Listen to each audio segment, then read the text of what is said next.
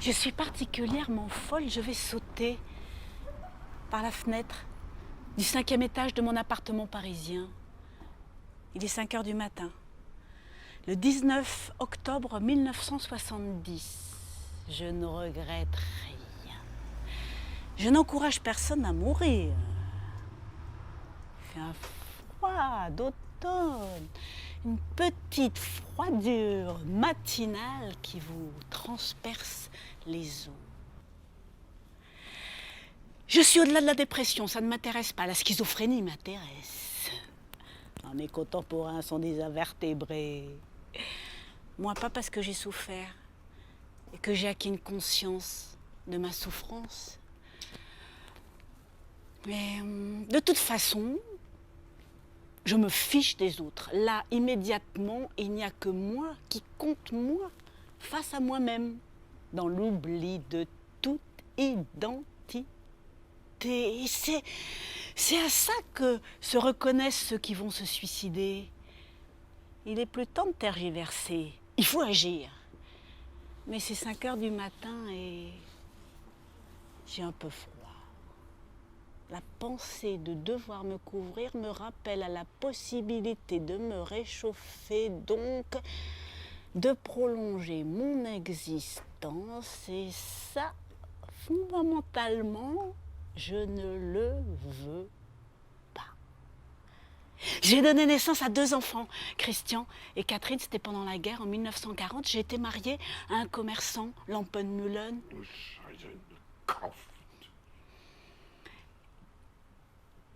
J'ai perdu leur garde parce que j'ai quitté le foyer.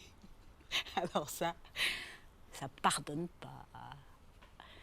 Être mère, c'était la vocation de ma vie, ça l'est toujours d'ailleurs, et j'ai pas vu mes enfants, je les ai un peu élevés. Le reste appartient à l'enfouissement des souvenirs. Quand je suis tombée malade, ils sont venus me voir, un peu. Tant mieux. Ils avaient un peu de considération pour leur mère, cette Locke. L'amour filial, c'est ce qu'il y a de plus beau, parce que c'est l'amour le plus simple. Donner la vie, c'est simple. Se donner la mort, c'est autre chose. On sait ce qu'on perd, mais on ne sait pas ce qu'on gagne.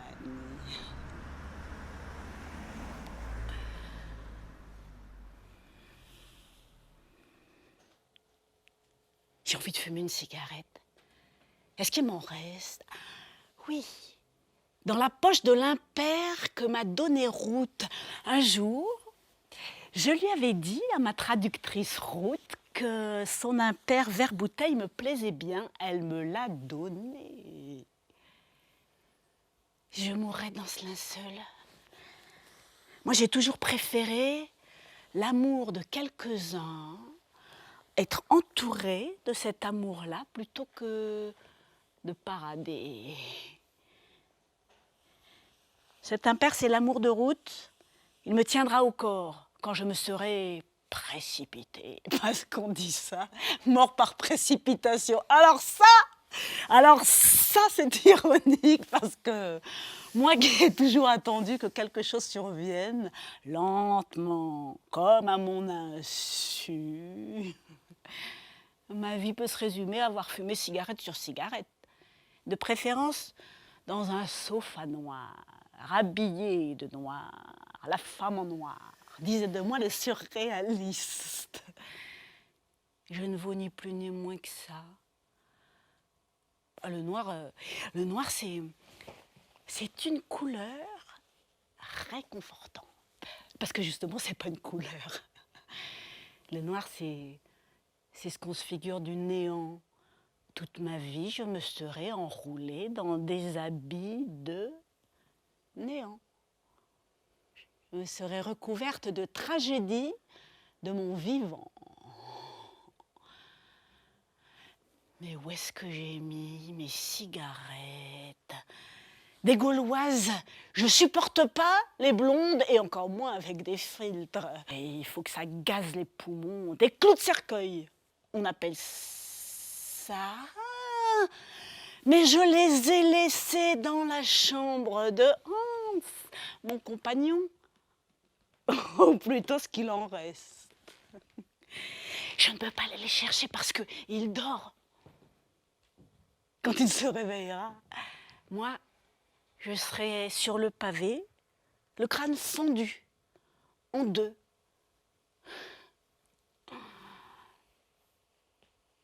J'ai pas envie qu'il pardonne mon geste. Et il attribuera ça sûrement à de la lâcheté ou à cause de ma maladie, la schizophrénie. La schizophrénie. Mes contemporains sont des invertébrés, ils emploient ce mot pour tout, n'importe quoi. Ça en devient mondain. La schizophrénie vous fend en deux parties bien droites. Mes contemporains sont des algues, enfin je ne sais pas à quoi ils ressemblent d'ailleurs, mais enfin, ils ne sont pas verticaux. Mes séjours en hôpital psychiatrique le confirment, cet enfer javelisé.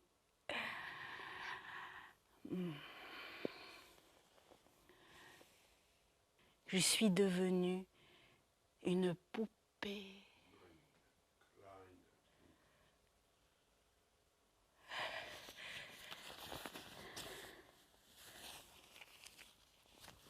Une cigarette. Je dois avoir des allumettes. Je ne supporte pas les briquets. Les briquets,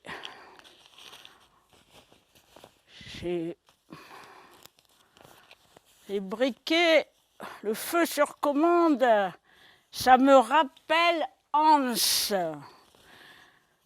Le sexe à l'avenant, toujours à l'affût d'un rapport. Le sexe est consternant. Le sexe m'a épuisée. Je ne suis même plus bonne à une caresse.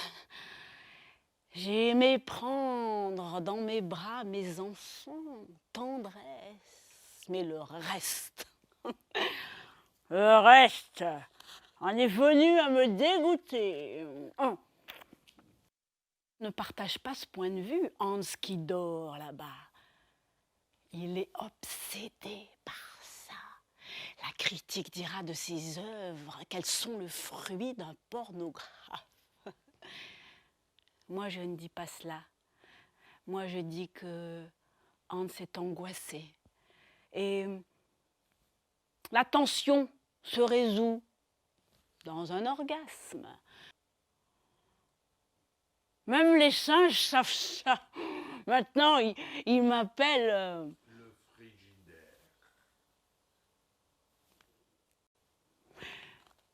Les algues se reproduisent par scissiparité. Scissiparité, pas besoin de pénétration. Je connais ce mot aussi. J'ai eu ma dose. Quand ce n'était pas mon frère, c'était ma mère. L'un quand j'étais adolescente et l'autre dès l'enfance. L'entrée dans la jeunesse a été le pire cauchemar de ma vie. J'y suis entrée souillée. S'il y a un Dieu, il tranchera. Maintenant que je n'ai plus mes règles, mon frère pourrait s'en donner à cœur joie. Ma mère aussi, l'un est mort, l'autre est vieille. Est-ce que maman viendra à mon enterrement ?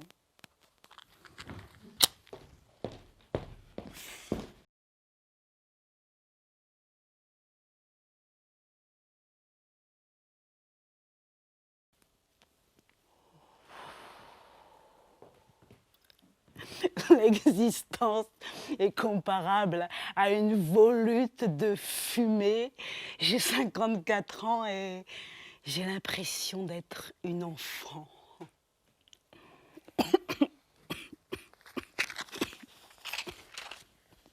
Je me méfie du romantisme. Les héros de la littérature romantique sont narcissiques. Moi, il y a belle lurette que j'ai éliminé le jeu JE de mes écrits. Pour parler de moi, je ne parle qu'à la troisième personne du singulier. Pourquoi? Parce que je suis singulière et unique. Trop. N'être beauté unique dans un monde de conformité et de suiveurs. Oui, oui, même les surréalistes. Ce petit cénacle de vieux pervers dont Hans a fait partie. Avec leur idéal politique, leur code, leur manifeste et tout ça. Pourquoi? Pour reproduire une beauté Biedermeier. Dites convulsive. Tout le monde se revendique surréaliste. Aujourd'hui, ils croient même qu'ils ont le monopole de la révolution. Alors ça, c'est exactement comme de dire que les psychiatres ont le monopole de l'inconscient. Alors moi, maintenant, j'ai compris. Je fais mon petit travail dans mon petit coin à l'abri de toute postérité. D'ailleurs, quand on parle de moi et quand on me présente, on ne dit pas Unica Tsurn. On dit la femme de Hans, belle-mère. Et on dit femme pour aller vite.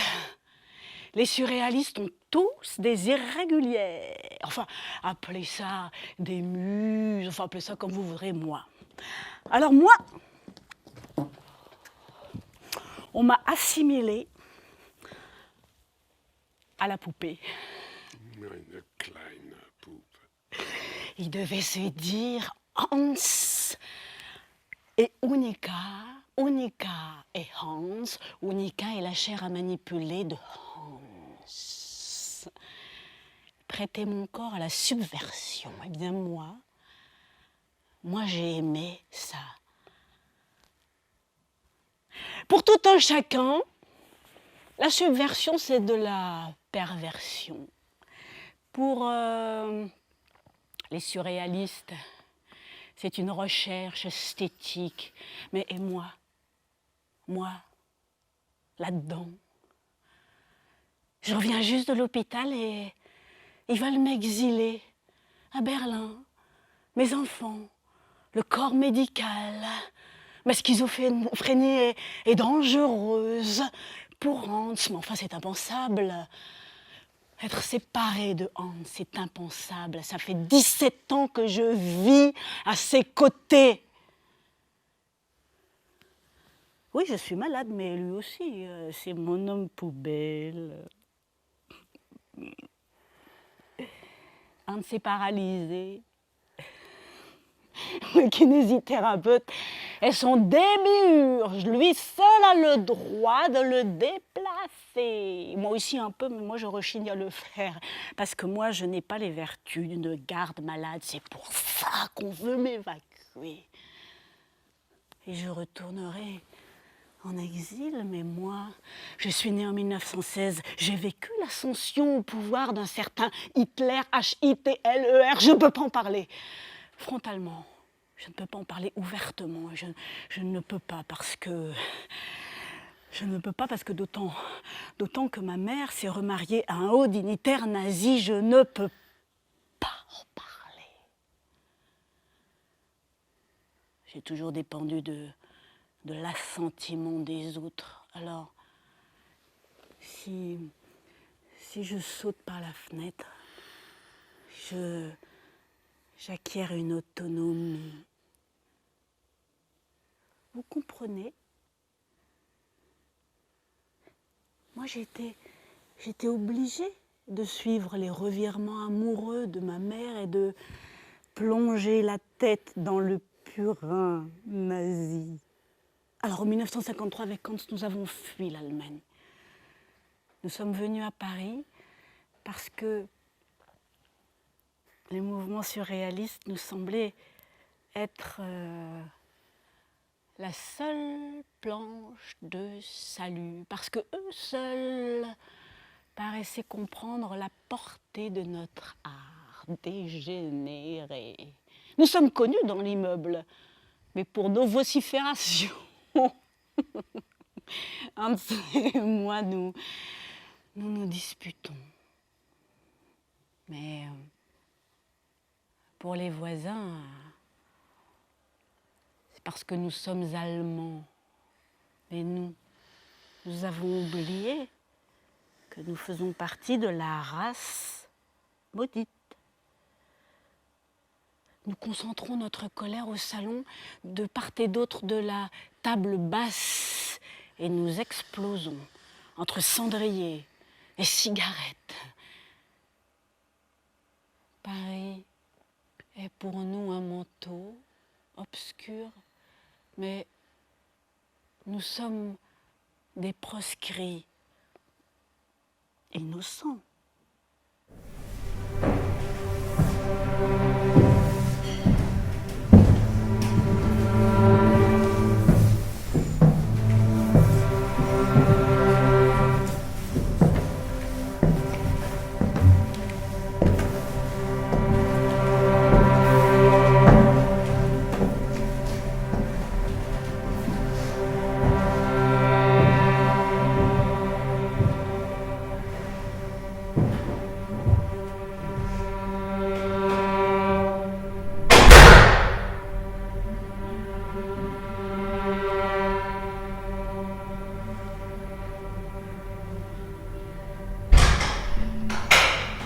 Et voilà, c'est fait. Il n'y avait qu'à enjamber le garde-corps de la terrasse, chuter et se retrouver quelques secondes après au-dessus de son corps. Je regarde l'attroupement des gens autour de ma dépouille. Et en même temps, je me glisse dans la chambre de Hans. Il n'a rien entendu. Il l'apprendra tout à l'heure quand quelqu'un appellera. Et moi, je serai là quand cela se produira. Je serai là dans un coin comme une âme qui a quitté son corps. On sonne. Hans sort de son sommeil sans rêve, il étend le bras, il attrape le téléphone et il dit avec une pointe d'accent germanique.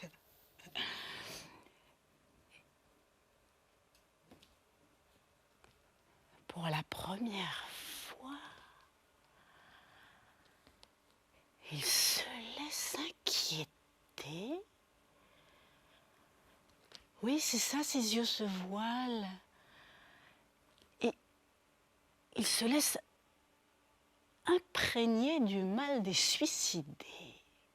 Il a ce genre de regard. Quand on est à la télévision et qu'il regarde l'image disparaître du poste.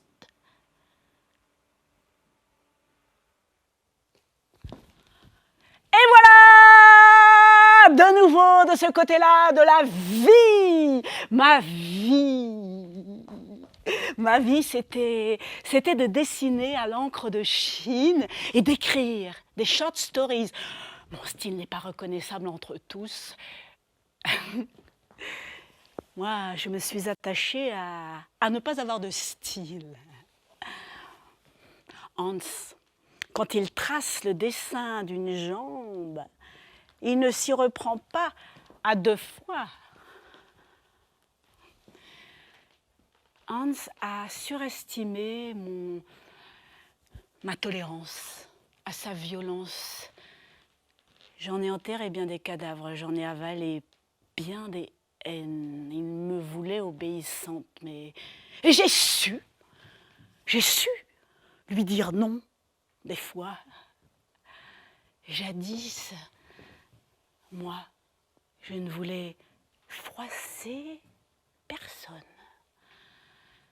Enfant, je jouais toute seule dans l'immense domaine de Grunewald, dans un décor fantastique, mobilier rapporté par mon père des 4 coins du monde. Un vase, Ming, une pelisse d'ours étendue au pied du lit de ma mère, là. Des commodes en bois d'ébène d'Éthiopie. Mon imagination ouvrait sa paume vers l'infini. Et maintenant, mon poing se referme parce qu'on veut que je quitte Hans. Je ne suis plus la petite fille chérie des dieux et de la décoration intérieure. Je suis celle qui ne sort plus de ses asiles, avec ses dents gâtées, son astrakhan troué, avec prise de largactyle à heure fixe. Mais moi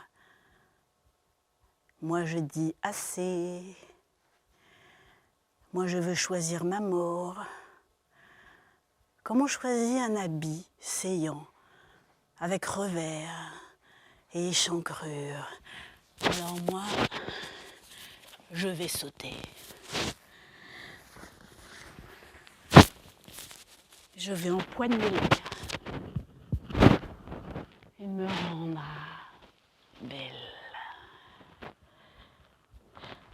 À l'heure du café Calva et de la boulangère, dans l'imperméable que m'a donné ma chère Ruth, avec un paquet de gauloises dans la poche.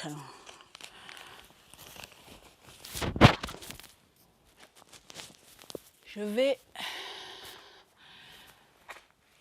expirer tout le goudron de toutes les gauloises fumées pendant toutes ces années. Comme on se bourre les poumons de l'angoisse. Let's have another cigarette before we say goodnight again. And incidentally, dear, if I'm not too bold, I'd like to hold you tight again. Let's have another cigarette. A puff or 2 or 3 with me. I'm in a sentimental sort of a mood. I wish that you'd agree with me. We'll blow a cloud of smoke up to the sky. The moon will get smoke in his eyes. We'll kiss and then we'll kiss again. It's proper moonlight etiquette to love and love and love again. We ought to say goodnight and yet let's have another cigar.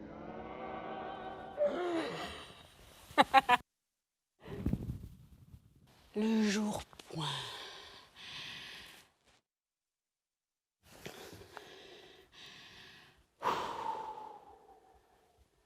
La vitesse de la pensée est telle que j'ai déjà commis l'acte. Il reste à sauter. Et pour ça, il faut une bonne dose de volonté comme une soif de se posséder.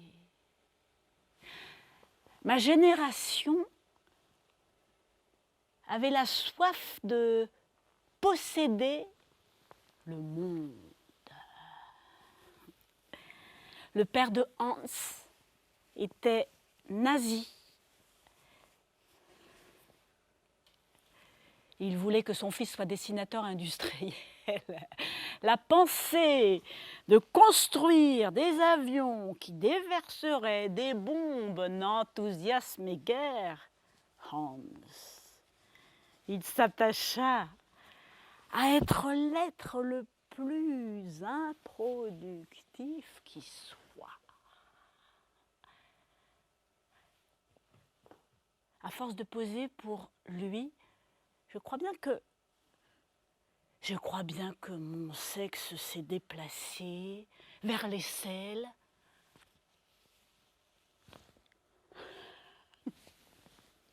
J'ai 4 seins. J'ai 1000 doigts et j'ai une langue. Hans est mon démolisseur. Je suis un vagin retourné comme un gant. Hans est mon excavateur. Je suis une malade mentale, ses ovaires sous le bras, qui cherche à tirer les rideaux sur des ténèbres omniprésentes.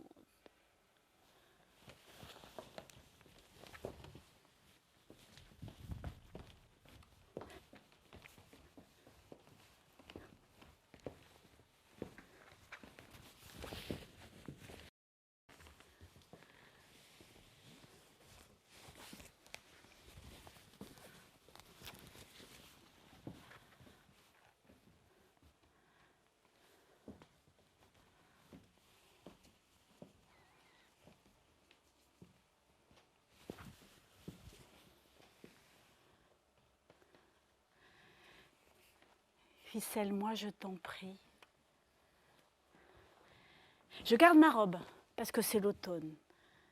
Mais tout le reste de mon buste qui s'affaisse est pour toi. Dans l'offrande la plus totale à ton appareil photo. Fais ce qu'il te plaît. Être bardé de ficelles à rôti. Fais ce qu'il te plaît comme un boucher cherchant l'orifice, une voie parmi les replis de la chair. Je sais que notre passion est réelle. Vas-y, déclenche le Leica. Vas-y, tourne autour du sofa, vas-y, allez. Narcisse pervers. Demande-moi de prendre mieux la lumière, demande-moi de prendre des pauses. Vas-y, je sais que notre passion est réelle. Ah, ne photographie pas mon visage. Je serai identifiée comme ta soumise et toi, tu ne serais plus taxée d'artiste, mais de sadique.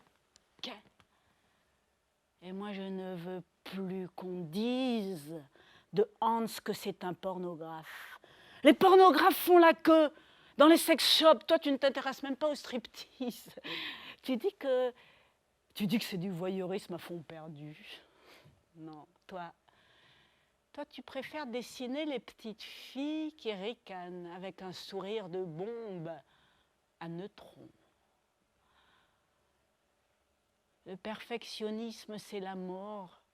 Le trait de Hans est parfait.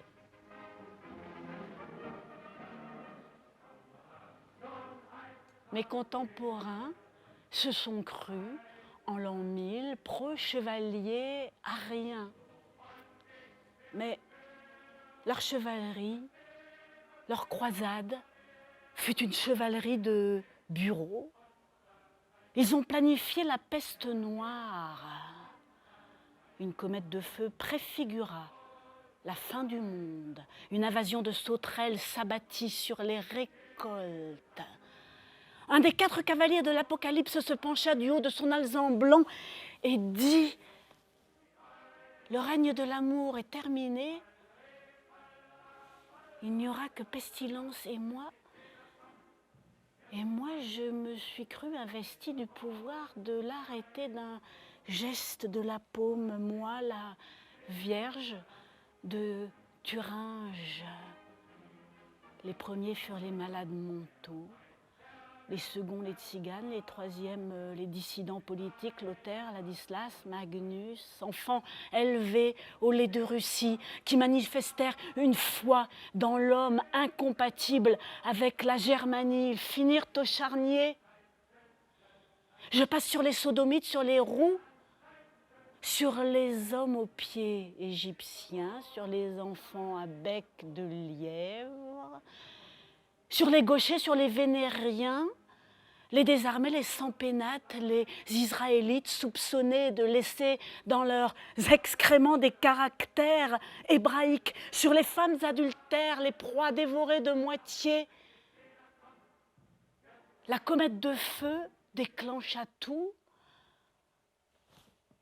Un imbécile l'interpréta comme une lettre de répudiation de Dieu envers tous ces gens-là. Et sa méprise fut de croire que l'âge d'or de son peuple en serait garanti. Il termina malade, dans un délire de pestiféré.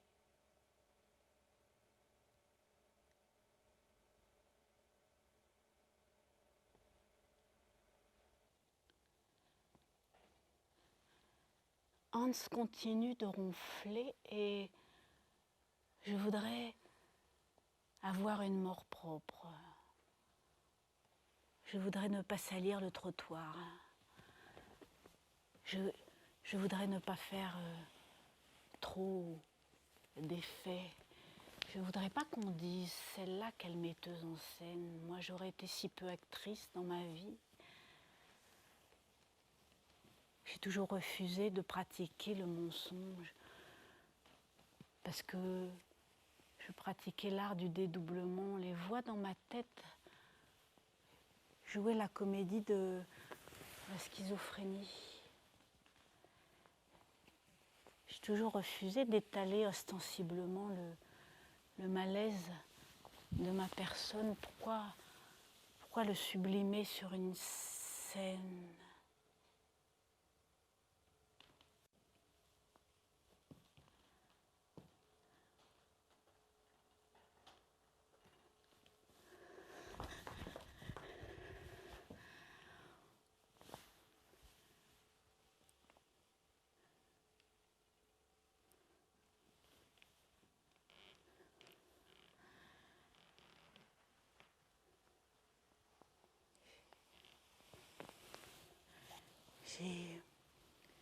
J'ai gardé l'opacité intacte, bien au chaud, dans mes entrailles,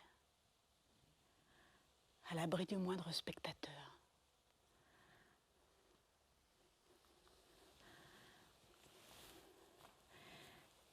Les rares moments où j'ai été sociable, c'était toujours en compagnie de Hans. Et j'aurais voulu ne jamais quitter ma rêverie et fumer, fumer, fumer, fumer, comme un long suicide tabagique.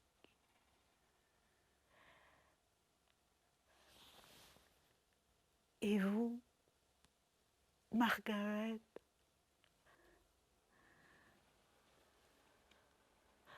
comment vous a-t-il aimé? Vous n'en savez rien. Et vous, Céline, vous lui avez donné 2 enfants. Dorian et Béatrice. Et vous l'avez dénoncé comme juif, lui. Un Prussien pur souche, mais lui aussi, il avait dénoncé sa grand-mère paternelle comme juive, mais pourtant, elle ne l'était pas. Et vous, Nora, vous étiez juive. Vous avez passé 3 ans de votre vie avec lui, mais vous êtes morte si jeune. Et vous, Hertha,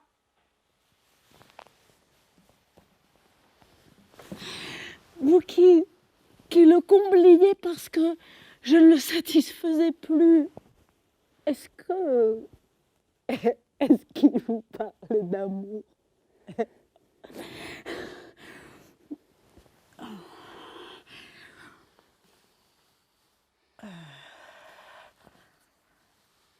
Vous avez collectionné les hommes comme des œuvres d'art. Eh bien moi, j'ai collectionné les avortements.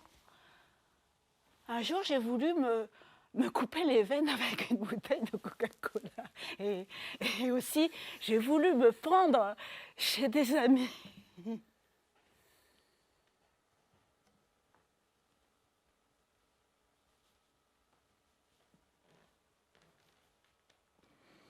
Je suis une simple d'esprit. Il a détruit toute grâce en moi.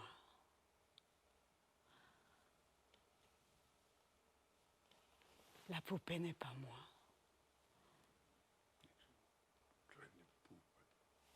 La poupée lui tient un lieu d'objet d'amour.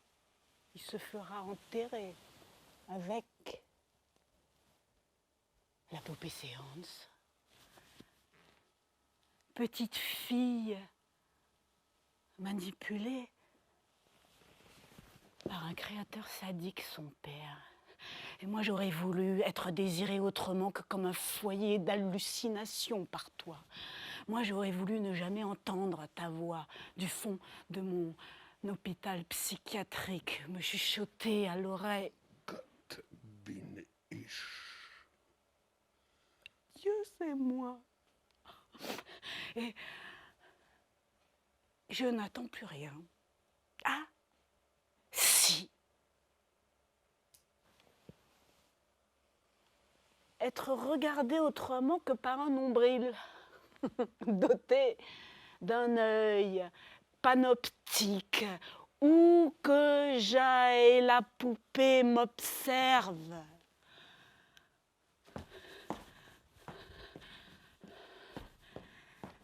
Nous sommes deux enfants à qui il manque une enfance. Alors moi, je pars à la recherche d'un coffre à jouer avec des chats. Ne lui dites pas. La mort a été le désir passionné de ma vie.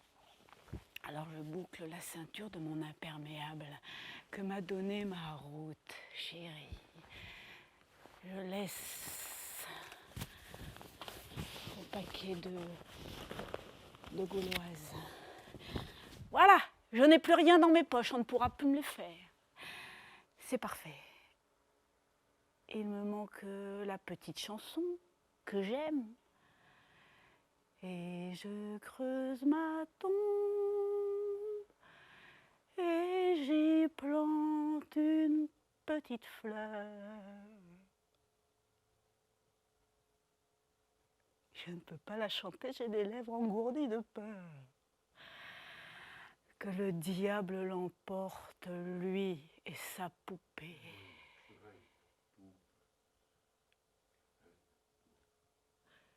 Est-ce qu'il y eut une folle plus humiliée que moi,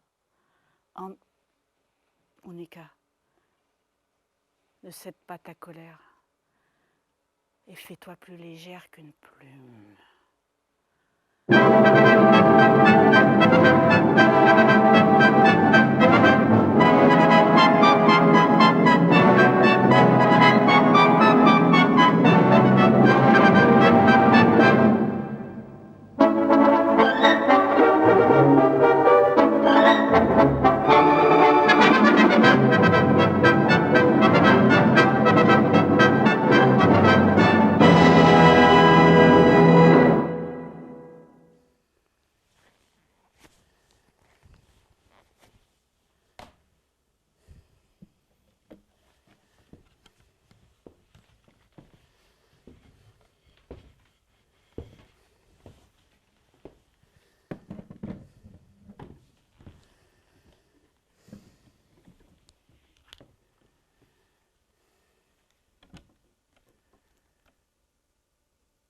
Unica m'a tronqué.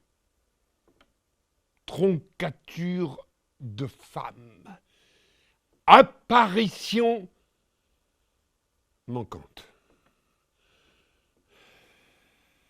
Démembré, sublime.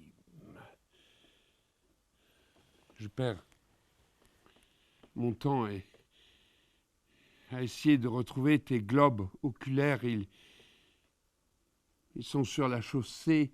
Je passe mon temps à les replacer dans leur orbite.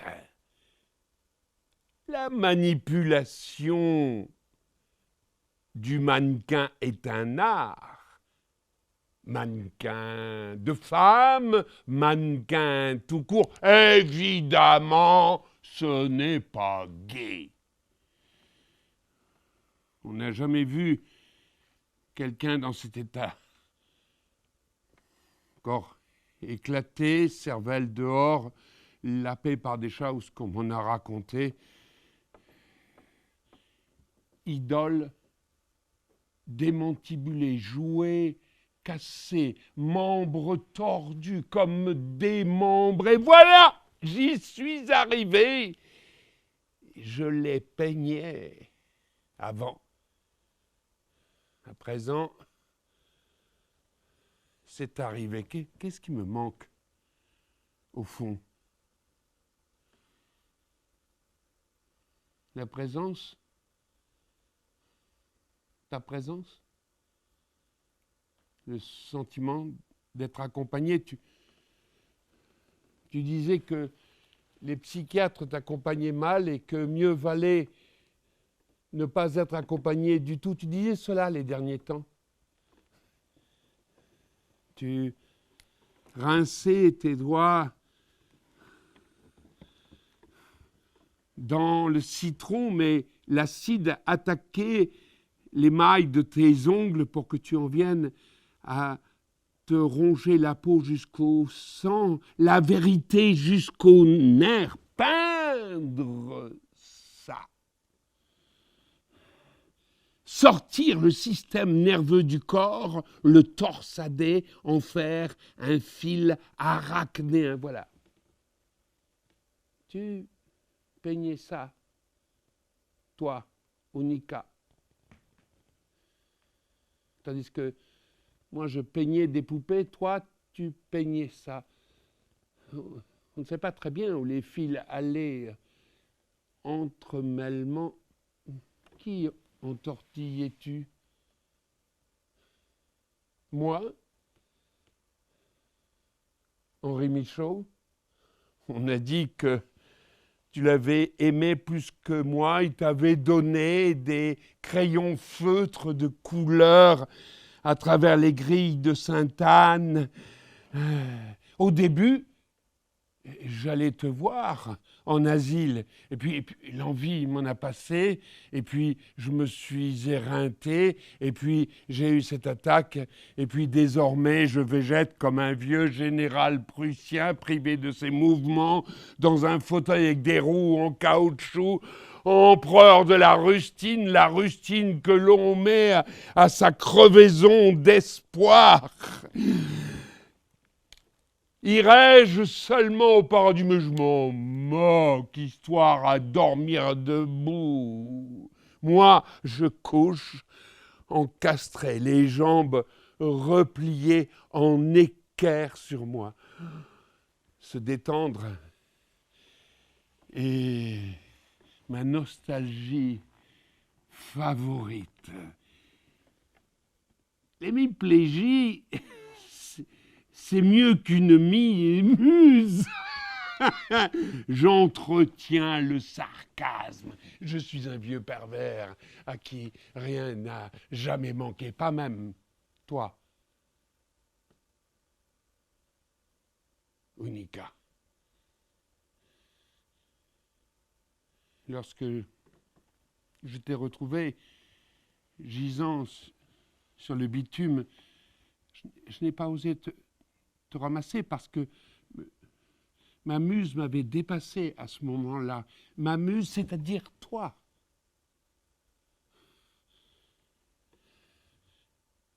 Jamais la poupée n'avait été aussi belle et aussi cruelle. Plus jamais je ne jouerai avec. On t'a transféré à l'hôpital Tenon, voilà un lit en zinc, matricule ultime, un drap te recouvre. Je n'irai pas te voir.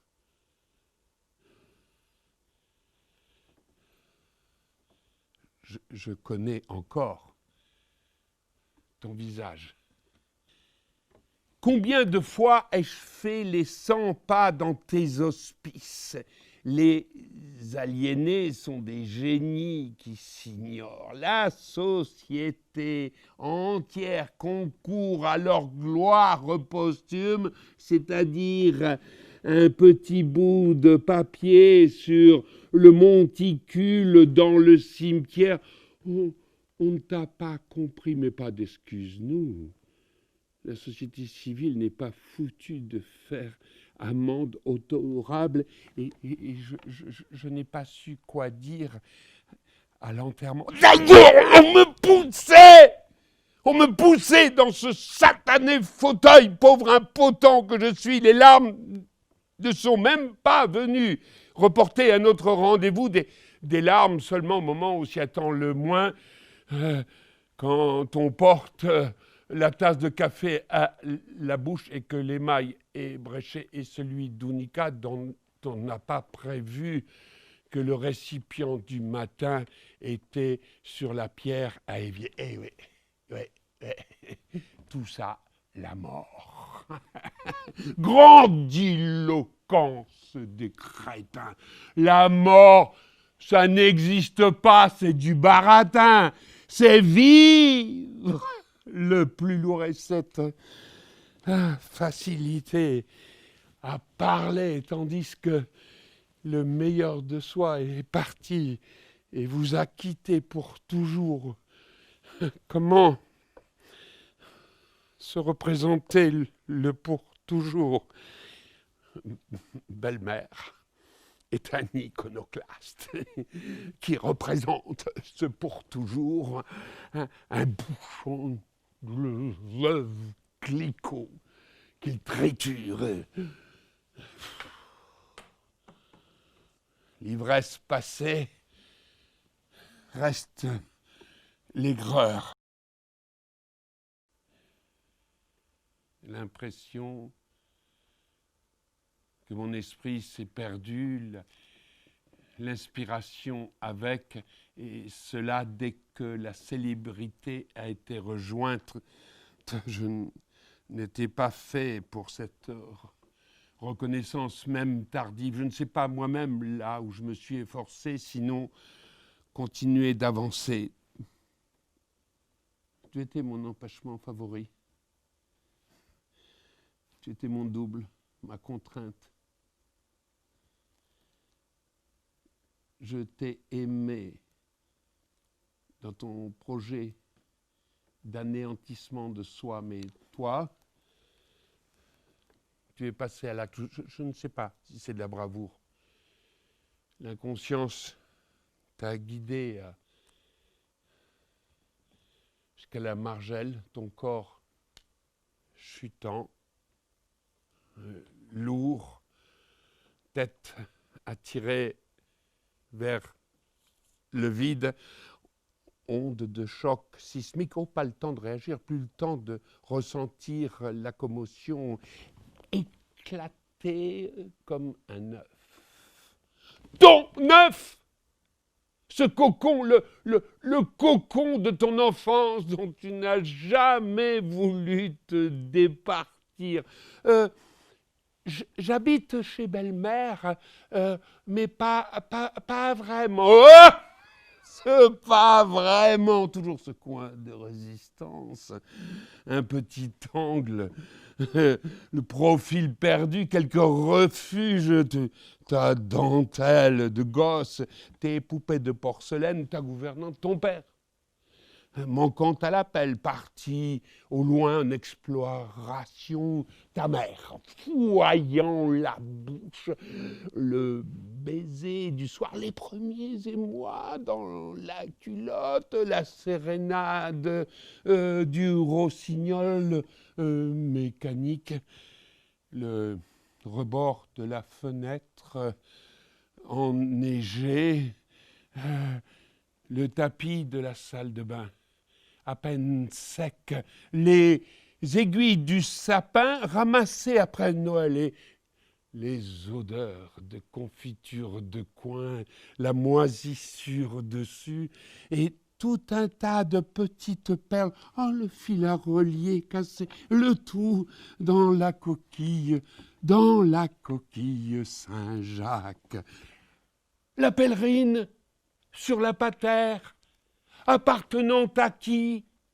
À un prêtre, l'ayant oublié par grande chaleur. Le couvre-chef de l'amant de ta mère, l'insigne nazi broché, le cuir des bottes reluisants, le chausse-pied, les embauchoirs, la panoplie de ton cauchemar, et moi qui bredouille sa créance.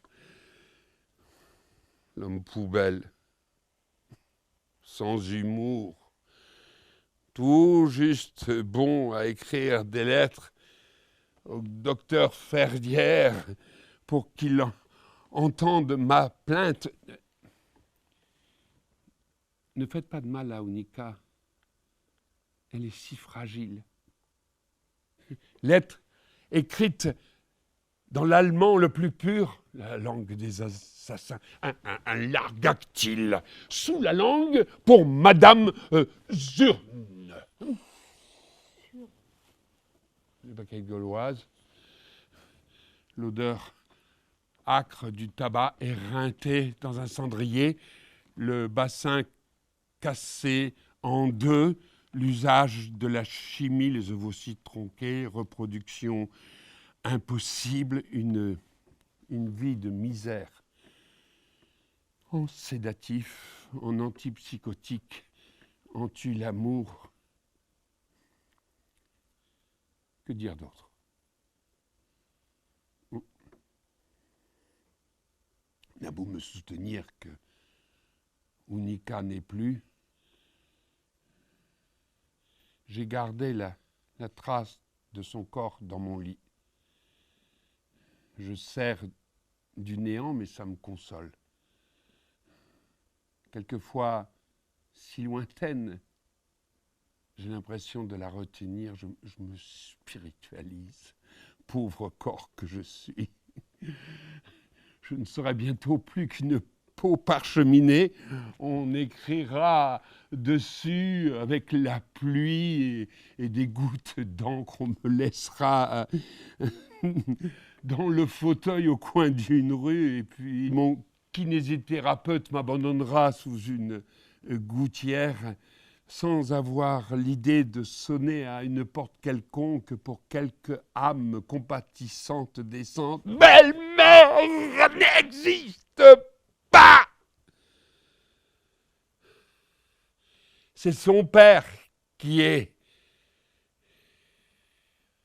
Il n'est jamais mort en moi. Il ne mourra jamais. Il faudra attendre l'extinction totale de la race des belles-mères pour que mon géniteur disparaisse à tout jamais. Lorsqu'on est enfant, on rêve qu'on le tuera et une fois décédé, il faut lui rendre les derniers hommages, la pourriture, le totalitarisme, comme une seconde peau. Je ne me relèverai plus. Belle-mère rêve de se déplacer, non pas pour coller les juifs au mur, non pas pour déverser les bombes des bombardiers, non pas pour hystériser les foules, mais pour seulement sentir les jambes le porter.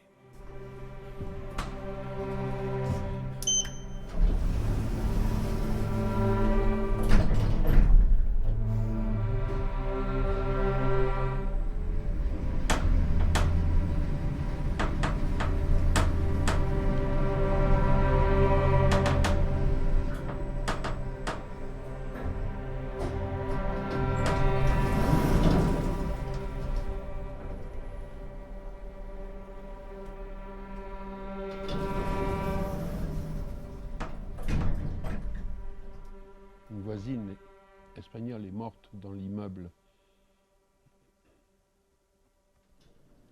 Elle était professeure dans un lycée parisien, mais elle n'arrivait plus à joindre le debout. La concierge a fait circuler un pot pour récolter de l'argent pour l'enterrement. J'ai donné. Le voisin de palier n'a pas ouvert la porte. Il était vissé derrière, à l'écoute, mais il n'a pas ouvert. Oui, je peux comprendre l'effroi de certaines personnes âgées par rapport à l'inconnu. Je ne suis pas un farouche partisan de l'empathie à tout craint, mais ce que je ne supporte pas, c'est de ne plus franchir le seuil de chez soi, au propre comme au figuré. Il se fait monter ses courses par un garçon qui lui est tout dévolu. Le journal aussi, il ne descend même plus s'acheter des habits. La réclusion volontaire. Il ouvre sûrement les fenêtres de son appartement car il est maniaque et ne supporte pas la poussière. Comme pour lui, le monde est un vaste foutoir, il ne s'y aventure pas car on le surprendrait une fois le seuil de l'immeuble franchi à pester sur l'entretien des trottoirs, de la chaussée, refusant d'y poser ses chaussures de peur de salir sa semelle. Le voyeur à l'œil ton. Cet homme a tous les numéros de téléphone des habitants de l'immeuble et contacte à qui mieux qui voudra voudra bavasser sur belle-mère.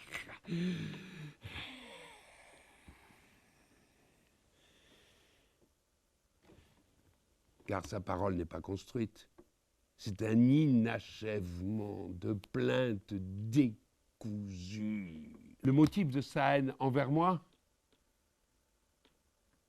que je suis un Prussien et que depuis la fin du XIXe siècle, je suis un envahisseur, un bouffeur de patates, un violeur de femmes. Cet homme ne comprend strictement rien à l'art, mais je le soupçonne d'avoir consulté un catalogue d'expositions me concernant, ce qui signifie que, n'appréciant pas mes dessins, il n'a pas pu les dénoncer sur la place publique. Mais il a lorgné derrière l'œilleton Unica à chaque fois qu'elle descendait l'escalier.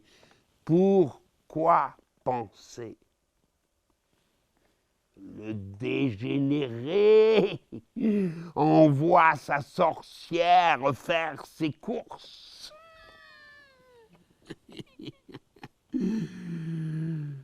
Malheureusement, Unica n'a pas pu aller plus loin que la cage d'escalier et revenait sur ses pas prise de vertige. Ce vertige existentiel que lui ne connaîtra jamais, puisqu'à supposer qu'il quitte sa réclusion pour un motif d'extrême urgence, il en réchapperait encore car il a une santé de fer. Cet homme, c'est le bureaucrate zélé qui planifie un nouveau départ de wagon de chemin de fer pour une destination qu'il croit légitime. C'est l'exécuteur de basses œuvres qui, un radis noir à la main, le découpe en tranches parfaitement égales avant de passer à table en ayant pour autre invité que ses manies de calculer au plus près les économies qu'il fera sur un légume. Rat des caves, qui connaît par cœur le numéro de téléphone du commissariat de police pour en plein milieu de la nuit dénoncer sans donner son nom un bruit suspect quand un couple à l'étage fait l'amour. L'obéissance aveugle. la furie ravalée, la collectionnette aiguë. Nous n'entretenons aucun rapport de voisinage, cher monsieur. Et vous avez, à peine notre rencontre faite, décidé que j'étais un surnuméraire, puisque la définition d'un étranger est pour vous extraite du dictionnaire des synonymes à nuisible.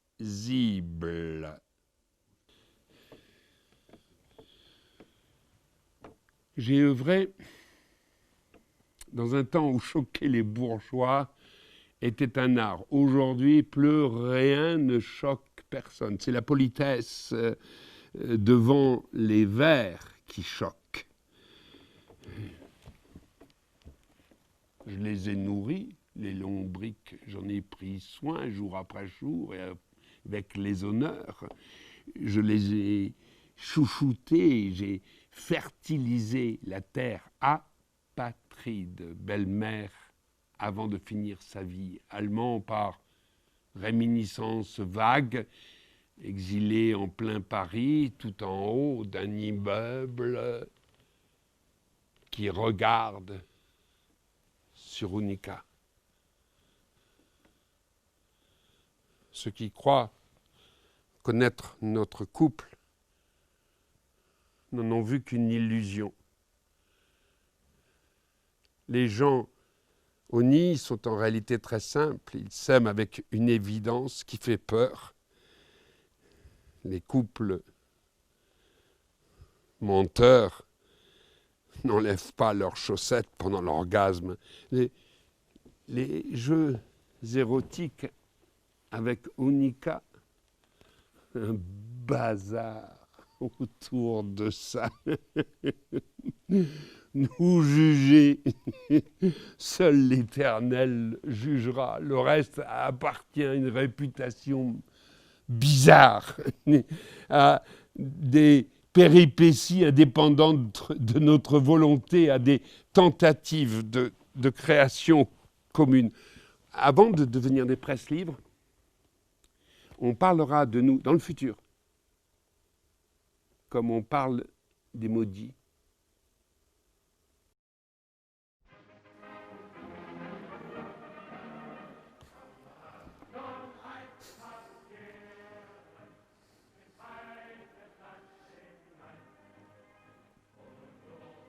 Le nazisme est une théodicée noire. Le national-socialisme n'a pas de figure. Celui qui hurle à leur mort active les veines. Il va frapper le tympan de celui qui s'interdit de l'écouter. Il l'oblige à la reddition. Il le met à genoux le temps d'une pulsion. Tout ce que j'étale sur mes toiles, ce sont ces choses-là, mais les gens ne le voient pas réellement. Le visiteur passe, pense que c'est entre érotisme et pornographie, se demande s'il y a matière à se masturber, puis enfoui. Et mes dessins, à leur insu, sédimentent et hantent peut-être la psyché des ignorants. À savoir.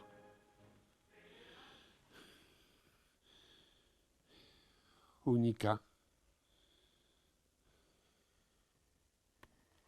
C'était l'habitude.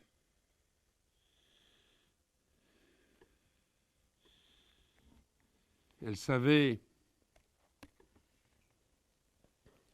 comment je reposais mes vêtements sur la chaise avant de me coucher et poser les siens dessus, simplement parce qu'il n'y avait pas d'autre place. Elle savait si bien la manière dont je les disposais qu'elle en épouser la fragile recouvrance. C'était une façon pour elle de me contenir, nous qui ne faisions plus l'amour.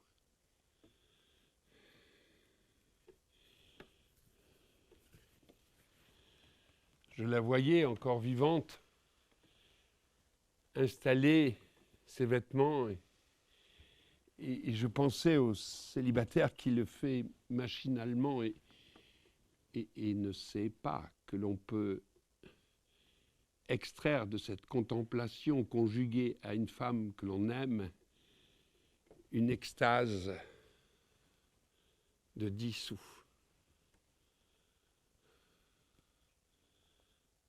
Notre vie commune n'a pas été plus riche que cela. Un chemin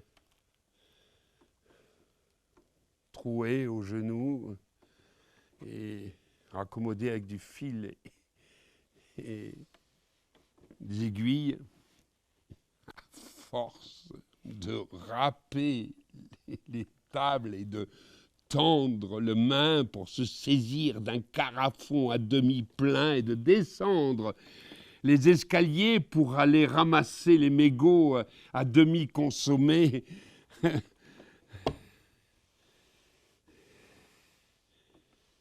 Il n'y a pas de mystère concernant la bohème. Il n'y a que des affamés.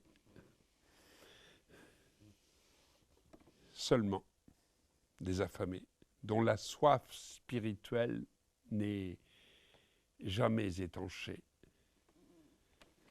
Seul, je suis devenu sec.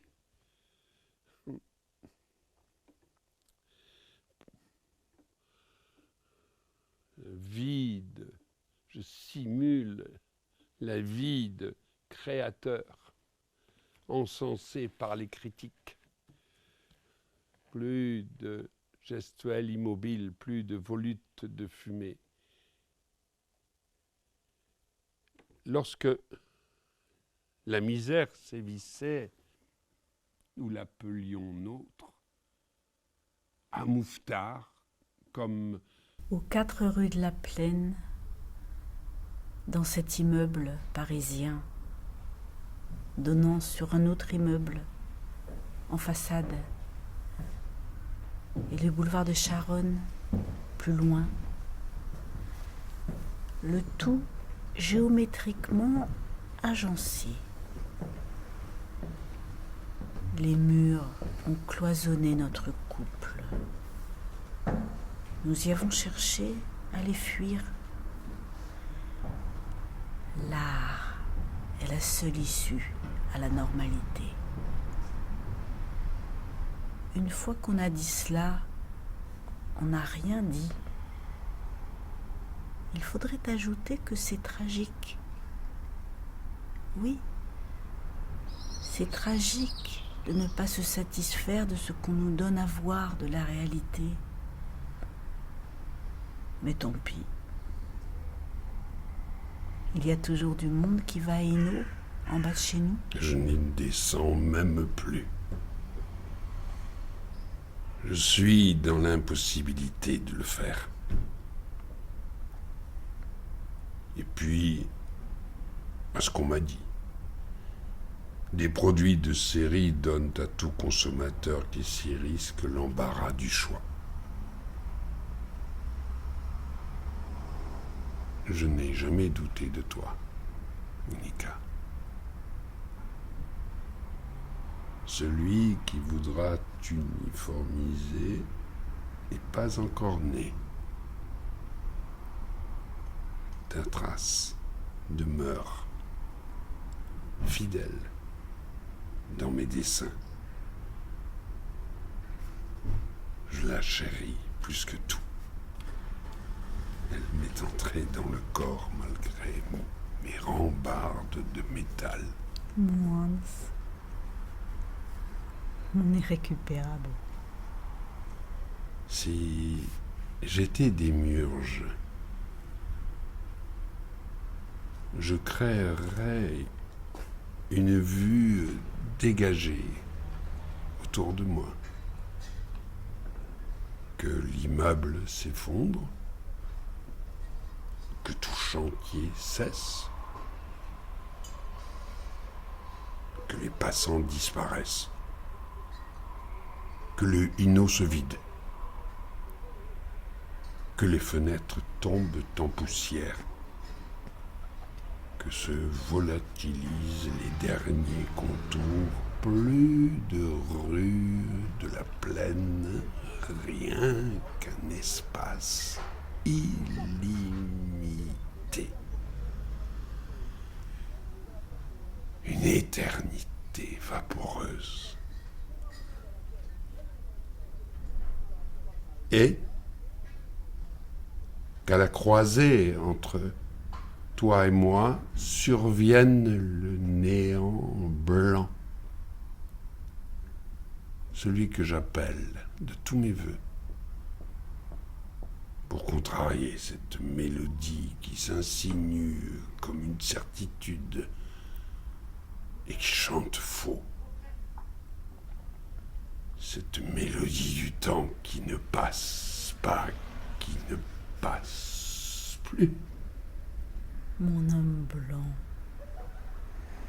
mon Hans. Mon amour te suivra dans l'éternité.